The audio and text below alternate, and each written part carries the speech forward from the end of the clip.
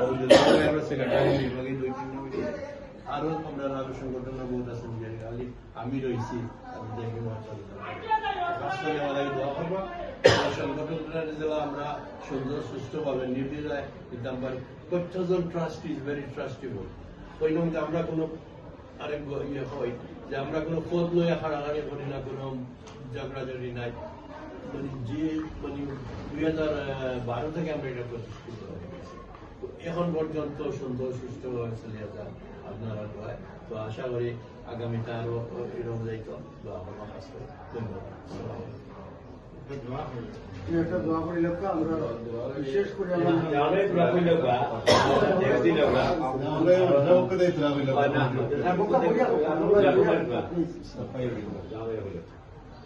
আসসালামু আলাইকুম ওয়া রাহমাতুল্লাহি ওয়া বারাকাতুহু।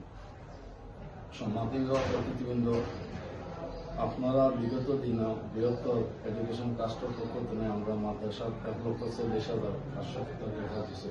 আমরা মাদ্রাসা অত্যন্ত আন্তরিকভাবে আপনারা ধন্যবাদ জানাইয়া, আর আমরা মাদ্রাসা সম্পর্কে কিছু তথ্য আপনারা কাছে উপস্থাপন করিয়া, যদি আগামীতে কোনো সম্ভব হয় আমরা প্রতি দয়া এবং মায়া রাখা ও জিনিসটা আপনারা কাছে উপস্থাপন করিয়া।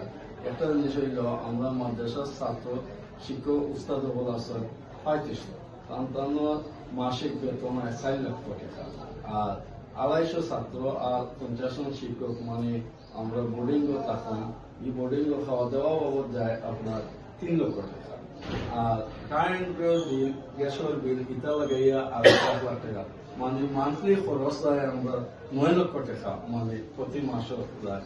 এখন ছাত্রগণ যে মাদ্রাসা রইতা, আমরা ওই যে বিল্ডিং বয়া ও বিল্ডিং এর 3 তলাত আমরা কাম করতাম, 40 লক্ষ টাকা লাগে আর কি কাম করার লাগে।